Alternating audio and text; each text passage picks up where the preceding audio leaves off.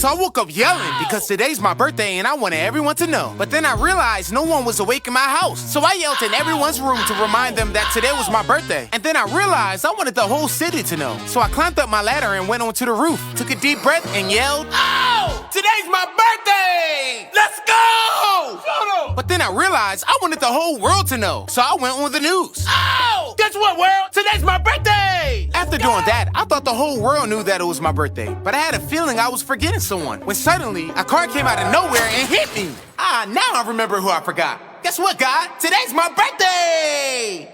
Today's May 8th, my birthday. I'm about to have the best day at school. Well, I thought I was. Brayton made this day the worst day of my life. He popped my birthday balloon, ate some of my birthday cookies, and ruined my birthday song. Happy birthday to Brayton. Happy birthday to Brayton. Then he ate my McDonald's birthday sandwich. Oh, that's it. I can't stand you, Brayton. I don't like you. You're so mean. You're nothing but a bully. So after school, the doorbell rung, and it was Brayton. Let me guess, you're here to give me my 12 birthday hits, aren't you? Birthday hits funny. Brayton came over to give me another McDonald's sandwich. I don't understand. You were right at school. We used to be friends. I don't know what happened. Brayton and I just chilled on the porch and talked about when we used to be friends. Like, why did you get so mad when I knocked that stupid pencil off your shoulder? That pencil's not stupid. You're stupid. We're not friends no more. And just like that, we were back to square one. Happy birthday to me. So in school, I wasn't really into sports. I was the music kid. When we played basketball during recess, I was faithfully in the bottom to be picked. There were two things I would do anytime I got the ball. I would pass it or accidentally turn the ball over. I played so bad one game, it was the talk of the day. Students heard about it, teachers heard about it, even my dad heard about it. I heard about your air ball at school. Grab your stuff. We working on your shot today. We went to the courts and I started doing what I do at school. No, son. Hit the wall, let it flow. Hit the wall, let it flow. Oh, okay. Hit the wall, let it flow. Oh my goodness, I made it. I made this shot. The next day, I was ready. I wore Jordans to school and everything. We would shoot for team captains, and when it was my turn, I remember my dad's words. Hit the wall, let it flow. I made it. Oh, I'm on today, y'all. The game starts, and I just keep on passing the ball. Recess was almost over, and we were down by 2. I got the ball, and my dad's words hit their mark. Hit the wall, let it flow.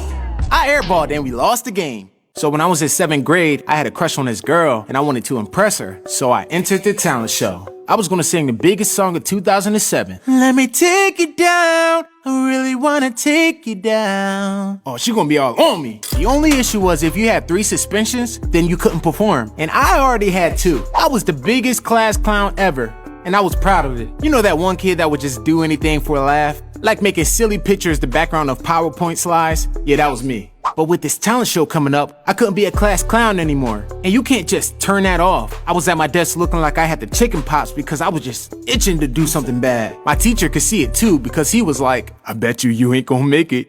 I know you ain't gonna make it. And he was right because he stepped out the class for 1 minute and I couldn't help myself. I jumped on the table and started dancing, and before I knew it, that man was back. I didn't try to argue or nothing. I just got down and headed to the principal's office. And my teacher was like, I knew you wasn't gonna make it. So in 2nd grade, my parents put me in a private school. There was only 1 classroom and 1 teacher. Her name was Miss Hubert. And let me tell you, she was the strictest teacher in the galaxy. For example, one time I failed one of her tests. And you know what she did? She made me write, I am not a failure 10,000 times. I'm in the 2nd grade. I don't even know how to count to 10,000. But that wasn't the worst part. She was old school, so she got permission to discipline us if we were acting up. What our parents didn't know is that she was taking it a little bit too far. Oh, she was beating us for every little thing. You talked on the test, spanking. You asked to go to the bathroom, spanking. You failed a test, spanking. You answered a question wrong, spanking. She was so strict that we had rules at lunch. We weren't allowed to have our elbows on the table, and we couldn't bring our face down to our food. We had to bring our food up to our face. And if you got caught breaking the rule, spank it. One day during the test, I asked my brother for a pencil. She hit me in the head with a stack of books. I told my mom and she confronted her, then took me and my brothers out to school. So like I said in one of my previous videos, I used to be a class clown, and my parents were fed up with it. They said, anytime you get suspended, you're getting a butt whooping. That really hit home. No laugh is worth a butt whooping. So I turned over a new leaf, and that didn't sit well with my classmates. Every class needs a class clown, and that was my job. They started asking me what was wrong, started saying things like, oh, Desmond's not funny anymore. And you know I couldn't let them talk about me like that. So I started doing what I do best. Landed in the principal's office, and he said the words, guess what, Desmond?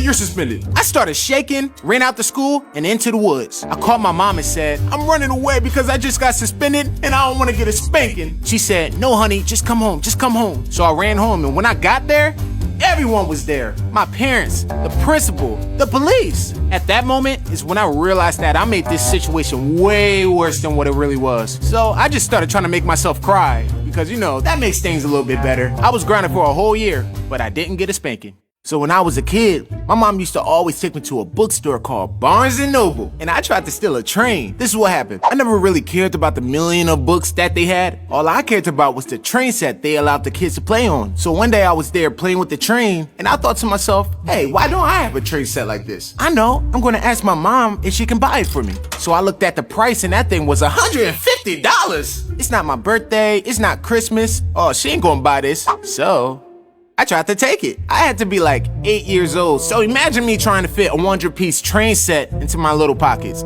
It wasn't working. But then I got smart. I'm just gonna take one train and just get a feel for this taking things that don't belong to me thing. So as me and my mother was leaving, I was so hyped, man. I couldn't believe it. I got the train. Little did I know, the train was leaving a big bulge in my pocket, and my mom asked those words, "What's in your pocket?" I took the train out. My mom whooped me in the parking lot and made me return it.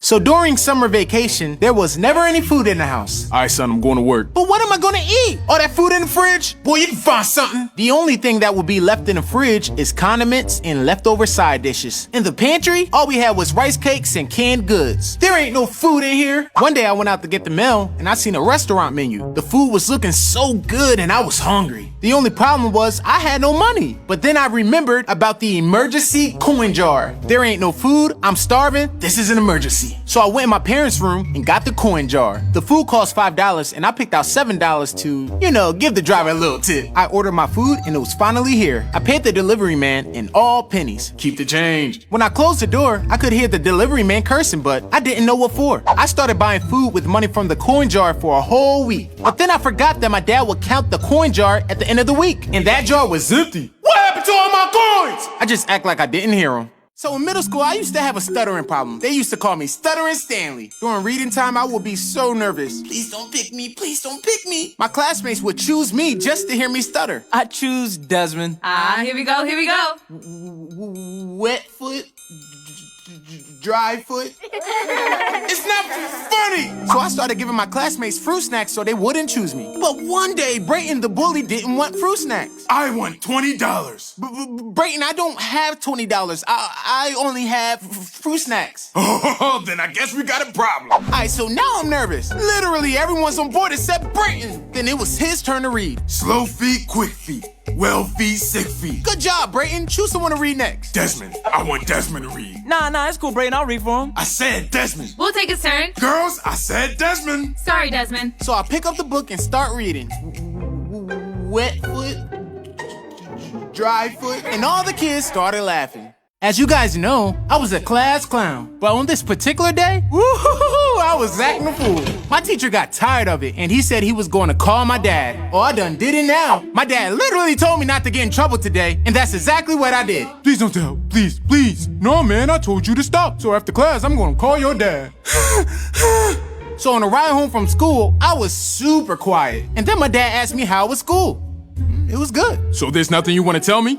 Dang it, he knows. Dad, I was dancing on the desk because my legs were itching. You were doing what? Dancing on the desk? Did Mr. Williams call you? Mr. Williams ain't called me. I was just joking. Oh, I just told on myself. Well, since you like dancing so much, you can dance yourself into your room. You're grounded. From that point on, I never told my parents if I was being bad in class.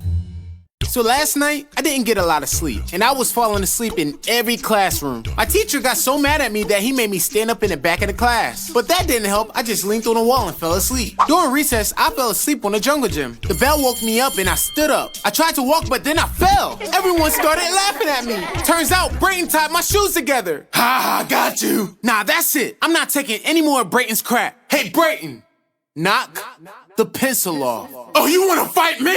All I gotta say is meet me at the park after school. So you really want to do this, huh? Do you not remember half of the things you done to me? You beat me up for no reason. You stole my bike twice. You tackled me in gym class. Made a diss track about me. Enough is enough. Do you know who I am? I'm Brayton the bully. Nobody can beat me up. Don't say nobody because my friend Bernard beat you up. I'm done talking. Hit me. So this is it. You wanted to fight, so hit me. I just kept staring at him, thinking about everything he's done to me. I said hit me. Before he could finish, my fist was in his face. He got back up like it didn't affect him. Oh, this gonna be harder than I thought. Then he put me in a headlock. You really think you're gonna win? You think you're gonna win? Ugh, I got out of it. Then he tried to punch me, but I moved out the way. He tried to punch me again, but I moved out the way again. So that's how Bernard beat him up. Brain can only punch people when they're standing still. Stop moving. Nope, if you want to beat me up, you gotta catch me. He tried to tackle me, but I moved out the way. He tried to kick me, but he missed. I said stay still. He tried to hit me again, but his punches were getting slower. I said